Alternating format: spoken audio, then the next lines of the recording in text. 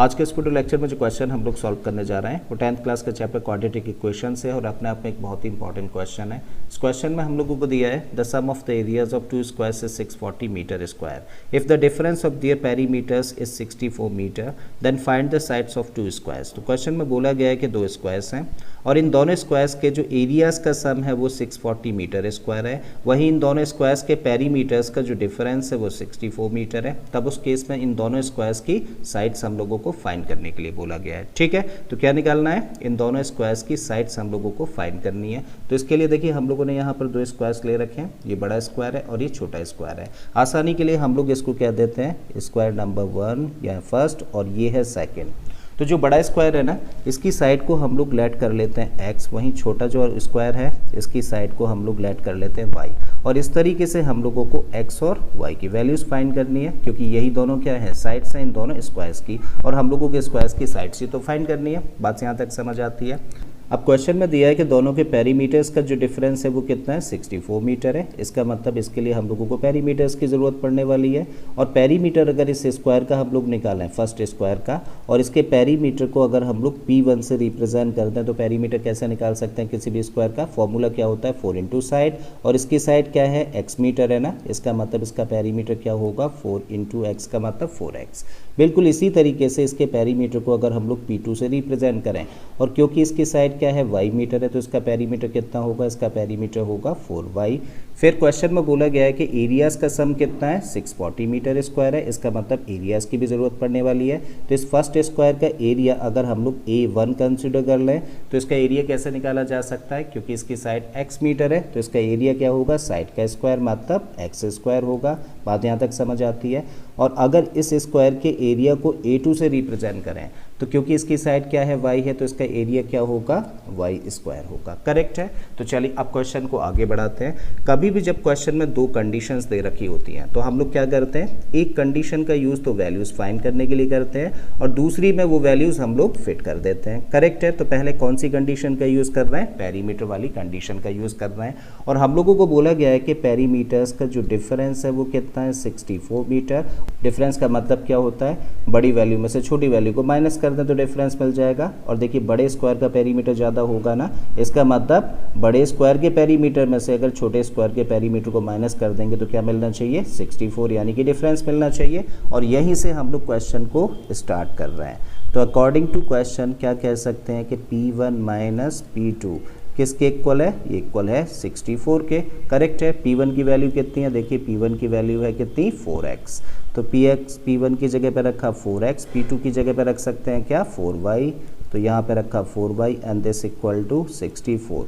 अब हम लोग देख रहे हैं 4 is the common factor, so on dividing both the sides by 4, तो जब इस टर्म को 4 से डिवाइड करेंगे तो क्या मिलेगा x, इस टर्म को 4 से डिवाइड करेंगे तो y, और इस टर्म को 4 से डिवाइड करेंगे तो 16। और अब क्या करिए, इस y को कर दीजिए ट्रांसपोज, तो x इक्वल टू कितना हो जाएगा, 16 अपने प्लेस पर एज इट इज़ रखा, और माइनस y को ट्रांसपोज करेंगे तो प्लस में आ जाएगा।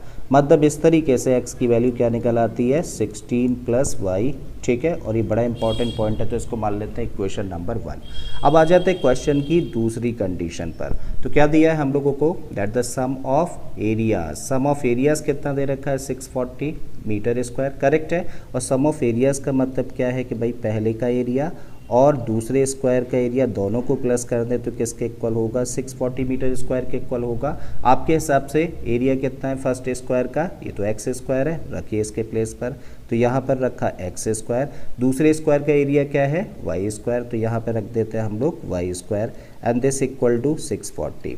अब हम लोग क्या कर रहे हैं, देखिए x की तो वैल्यू हम लोगों के पास में है ना y के टर्म्स में, तो x की वैल्यू इक्वेशन नंबर 1 से हम लोग यहाँ पर रख रहे हैं। तो x की जगह पर रख रहे हैं 16 प्लस y, चलिए रख देते हैं। तो यहाँ पर रखा 16 प्लस y, और क्योंकि इसका स्क्वायर है तो लगा देते हैं, एंड प्लस में y स्क्वायर है एज इट इज़ रखिए एंड दिस इक्वल टू 640। अब ये कैसी फॉर्म लग रही है, a प्लस बी का होल स्क्वायर जैसी, तो चलिए कर दीजिए इसका expansion. So a square plus B square plus 2ab होगा, और a की जगह पे कितना है 16, तो 16 का स्क्वायर करेंगे तो कितना हो जाएगा 256, प्लस बी स्क्वायर यानी कि y का स्क्वायर प्लस 2ab का मतलब कितना हो गया, ये बन जाता है 32y। साथ में क्या है वाई स्क्वायर, इसको एज इट इज़ लेके चलिए एंड दिस इक्वल टू 640। अब देखो वाई स्क्वायर और वाई स्क्वायर मिलके कितना हो जाएगा, ये बन जाएगा 2y स्क्वायर, फिर इस टर्म को लिख दीजिए प्लस का 32y, फिर उसके बाद इस टर्म को लिख देते हैं जो कि क्या है प्लस का 256 और 640 को इधर ट्रांसपोज करके लेके आएंगे तो माइनस में आएगा, तो माइनस का 640 and this equal to 0। I think बात यहाँ तक क्लियर है। फिर से लिखें तो इसको चलिए एज इट इज़ लिख दीजिए 2y स्क्वायर, ये क्या लिखा जा सकता है एज इट इज़ लिख सकते हैं इसको 32y। अब ये पॉजिटिव टर्म है और ये नेगेटिव टर्म है, तो जब भी कभी पॉजिटिव और नेगेटिव टर्म का कॉम्बिनेशन हो तो देखते हैं बड़ा कौन, तो जो बड़ा होता है उसका साइन लगाइए और बड़े में से छोटे को माइनस कर दीजिए। तो 640 में से 256 को माइनस करेंगे तो क्या मिलेगा, तब हम लोगों को मिलेगा 384 and this equal to 0। Again हम लोग देख रहे हैं 2 is the common factor, so on dividing both the sides by 2। तो जब इस टर्म को हम लोग 2 से डिवाइड करेंगे तो हमें मिलेगा y स्क्वायर, सेकेंड टर्म को 2 से डिवाइड करेंगे तब मिलेगा हम लोगों को 16y, और जब थर्ड टर्म को हम लोग 2 से डिवाइड करेंगे तो ये मिल जाएगा माइनस का 192 and this equal to 0। Now this is perfectly looking like what ax square plus bx plus c equal to 0, right. और जब भी क्वाड्रेटिक फॉर्म बने तो क्या लगा सकते हैं, स्प्लिटिंग द मिडिल टर्म, और स्प्लिटिंग द मिडिल टर्म के लिए हम लोग क्या करते हैं, coefficient of y square and constant term का मल्टीप्लाई। तो कोफिशिएंट y स्क्वायर का क्या है, कुछ नहीं है तो मतलब 1 है, और कांस्टेंट टर्म क्या है माइनस का 192। तो जब दोनों को मल्टीप्लाई करेंगे तो प्रोडक्ट क्या मिलेगा, माइनस का 192। प्रोडक्ट कैसा है, याद रखिएगा प्रोडक्ट कैसा है, नेगेटिव है, ठीक है। अब हम लोग क्या करेंगे, इस 192 को फैक्टराइज करेंगे, और जब इसको फैक्टराइज किया जाएगा तो इसके फैक्टर्स होंगे 2 into 2 into 2 into 2 into 2 into 2 into 3। क्या करना है, इन फैक्टर्स के 2 पार्ट्स करने हैं सच दैट, क्योंकि प्रोडक्ट कैसा है, नेगेटिव है ना, तो एक पार्ट में से दूसरे पार्ट को माइनस करके क्या लेके आना है, 16 लेके आना है। तो देखिए हम लोग इसको फैक्टराइज करें तो एक पार्ट तो देखिए ये बन जाता है 2 इंटू 2 इंटू 3, इसका मतलब 24, और दूसरा पार्ट 2 इंटू 2 इंटू 2 का मतलब 8, और 24 में से 8 माइनस कर दें तो 16 मिल जाता है ना। बिल्कुल इसी तरीके से 24y में से 8y को माइनस करेंगे तो 16y मिलेगा, मतलब 16y की जगह पे क्या रखा जा सकता है, 24y माइनस 8y। चलिए रख देते हैं इसके प्लेस पर, तो y square as it is रखा, और इसके प्लेस पर रख रहे हैं हम लोग 24y माइनस 8y माइनस का 192 एज इट इज़ रखिए एंड दिस इक्वल टू 0। अब देखो इन 2 टर्म्स में क्या कॉमन है, y कॉमन है, चलिए ले लेते हैं। जब y यहाँ से बाहर चला गया 1 तो कितना बचा, यहाँ पे y रहेगा, प्लस का साइन लगा दीजिए, y बाहर चला गया तो यहाँ से मिलेगा क्या 24, माइनस का साइन है दोनों जगह पर तो माइनस कॉमन आ गया, और साथ में क्या कॉमन है, 8 कॉमन है, तो अंदर क्या रहेगा, तब अंदर बचेगा y, और इस माइनस की वजह से माइनस क्या हो जाएगा प्लस, तो y plus 24 and this equal to 0। अब कितने टर्म्स हैं, 2 टर्म्स, पहला टर्म ये है और दूसरा टर्म ये है, दोनों जगह पे क्या देख रहे हैं, y प्लस 24 यहाँ भी और y प्लस 24 यहाँ भी है, कॉमन ले लेते हैं। तो हम लोगों ने y प्लस 24 कॉमन लिया, तो जब y प्लस 24 बाहर आ गया तो यहाँ से क्या रहेगा, y माइनस का साइन रखिए, यहाँ से y प्लस 24 बाहर आ गया तो यहाँ से बचा माइनस का 8 एंड दिस इक्वल टू 0।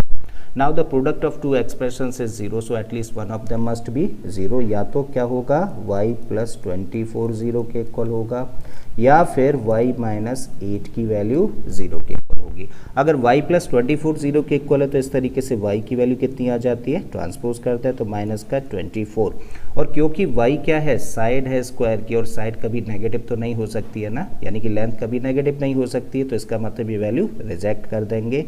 क्यों, क्योंकि ये नेगेटिव है, और लेंथ कभी नेगेटिव नहीं हो सकती, इसका मतलब ये आंसर नहीं पॉसिबल। तो y माइनस 8 इक्वल टू 0 है, तो y कितना निकल के आएगा, माइनस 8 को ट्रांसपोज करेंगे तो 8, इसका मतलब जो छोटा वाला स्क्वायर है उसकी साइड कितनी निकल के आ जाती है, 8 मीटर। और अब हम लोगों को क्या चाहिए, बड़े स्क्वायर की साइड, जो कि हम लोग यहाँ से फाइंड कर सकते हैं। क्या कर रहे हैं, y की वैल्यू को इक्वेशन नंबर 1 में हम लोग पुट कर रहे हैं, तो x इक्वल टू कितना होगा, देखिए 16 प्लस y है ना, और y की जगह पे क्या रख दीजिए 8, ठीक है। तो 16 प्लस 8 कितना हो गया 24, मतलब x की वैल्यू निकल के आ जाती है 24 और y की वैल्यू निकल के आती है 8। इसका मतलब 24 और 8 metre are the sides of 2 squares, और यही आंसर बन जाता है इस क्वेश्चन का। तो मुझे उम्मीद है स्टूडेंट्स कि आप लोगों को ये क्वेश्चन अच्छे से समझ आ गया होगा।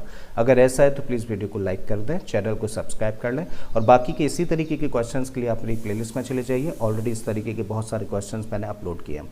मैं फिर से आता हूँ एक नए क्वेश्चन, एक नए कॉन्सेप्ट के साथ में। Till then keep learning and thank you for watching this video.